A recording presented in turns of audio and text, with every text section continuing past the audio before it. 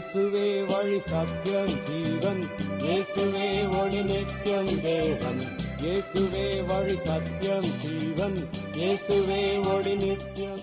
இயேசு கிறிஸ்து நாமத்தில் ஒரு வாழ்த்துகிறேன், வரவேற்கிறேன். சில தெய்வ பிள்ளைகள் சொல்வதை நான் கேள்விப்பட்டிருக்கிறேன். இயேசுவை ஏற்றுக்கொள்றதுக்கு முன்னால் நாங்கள் விக்கிர வணக்கத்தில் இருந்தோம். ஆனால் நாங்கள் இப்பொழுது இயேசுவை ஏற்றுக்கொண்டிருக்கிறோம், ஞானஸ்நானம் எடுத்திருக்கிறோம், ஆலய ஆராதனை ஒழுங்காக வர்றோம், ஜெபம் பண்ணுறோம்.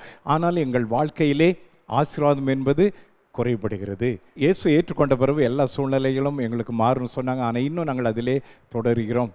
எதிர்பார்க்குற ஆசீர்வாதம் இன்னும் வரல. இது நிமித்தம் நாங்கள் நிந்தைக்குள் இருக்கிறோம்.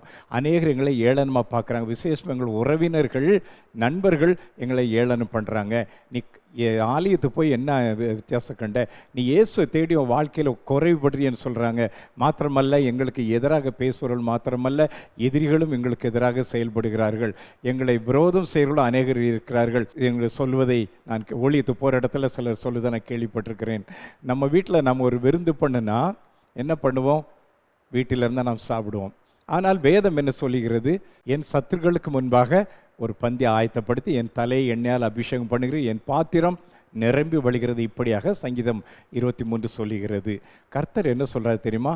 உங்களுக்கு ஒரு விருந்து வைக்கிறார். ஒரு விருந்து வச்சு ரகசியமாக இல்லை, வீட்டுக்கு வெளியே விருந்து வைக்கிறார். அதாவது உங்கள் தெருவில் வச்சு நல்ல ஒரு டைனிங் டேபிள் போட்டு ஒரு விருந்து உங்களுக்கு மாத்திரம் வைக்கிறார். எதுக்காக என்றால், நீங்கள் கர்த்தர் உங்களை ஆசீர்வதிப்பதை நீங்கள் மாத்திரம் பார்த்து அனுபவிக்கிறதில்ல, பிறருக்கும் உங்களை ஏளனமாக பார்க்குறவங்க, உங்கள் உறவினர்கள், நண்பர்கள், நீ கர்த்தரை தேடி ஆலய ஆராதனை போய் என்ன கண்ணன்னு சொல்லி ஏளனமாக பார்க்குறாங்கல்ல, அவர்களுக்கு முன்பாகவும் மாத்திரமல்ல, உங்களை விரோதிக்கிறவர்கள், உங்களை வேதனைப்படுத்துகிறவங்க, உங்களுக்கு எதிராக செயல்படுகிறவர்கள், பேசுகிறவர்கள் எல்லாருக்கும் முன்பதாக உங்களுக்கு ஒரு விருந்து வைப்பேன் என்று வேதம் சொல்லுகிறது. மாத்திரமல்ல, உங்கள் தலையை எண்ணெயால் அபிஷேகம் பண்ணும். அதாவது கனத்தை குறிக்கிறது. வாழ்க்கையில் நான் தாழ்ந்துட்டேன்னு சொல்லிங்களா? நீங்கள் முன்னிலை இருந்ததை விட கர்த்தர் உயர்வாக உங்கள் பின்னிலையை மாற்ற போகிறார்.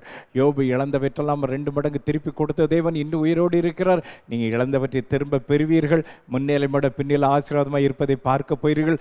மாத்திரமல்ல, கர்த்தர் உங்கள் சிறையிருப்பை திருப்பும் பொழுது, நீங்கள் பிறர் கண்காண உங்கள் சிறையிருப்பை திருப்பும் பொழுது, நீங்கள் வெட்கம் அனுபவித்த சகல இடங்களிலும் கர்த்தர் உங்களை கனம் பண்ண போகிறார். எங்கெல்லாம் தலை குனிஞ்சிட்டு வந்தீங்களோ அங்கே தலை நிமிரப் போகிறார்.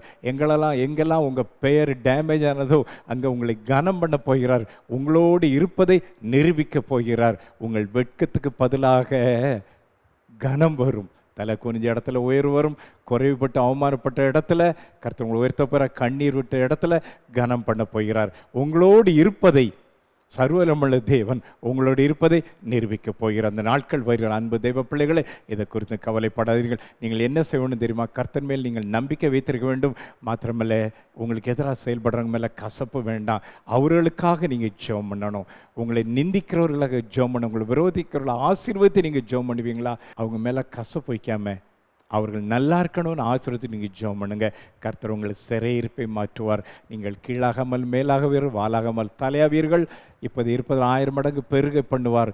ஜீவனால் நன்மை கிருபை பின்தொடரும். உங்கள் பாத்திரம் நிரம்பி வழிய பண்ணும். உங்கள் பற்றாக்குறை நீங்கி ஒரு நிரம்பொழிகிற ஆசீர்வாதத்தை கர்த்தர் கொண்டு வருவார். தேவன் தாமே அவரோட மகிமை நேசத்தின்படி உங்கள் குறைவுகளெல்லாம் கிறிஸ்து இயேசுவுக்குள் நிறைவாக்குவார். இப்பொழுது இருப்பதை பார்த்து நீங்கள் சோர்ந்து விடாதீர்கள். கர்த்தர் இப்பொழுது இருக்கிற நிலைமையிலே உங்களை வைத்திருக்க போவதில்லை, உங்களை உயர்த்த போகிறார். நீங்கள் இழந்தவற்றை திரும்ப பெறுவார்.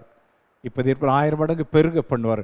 உங்களை ஏளனமாக பார்க்குறவங்க, உங்களை விரோதிக்கிறவர்கள் மீண்டும் உங்களை தேடி வரும்படி செய்வார். கர்த்தர் உங்கள் பட்சத்தில் இருக்கிறத நிரூபிப்பார். கர்த்தர் உங்களை யாவையும் செய்து முடிப்பார்.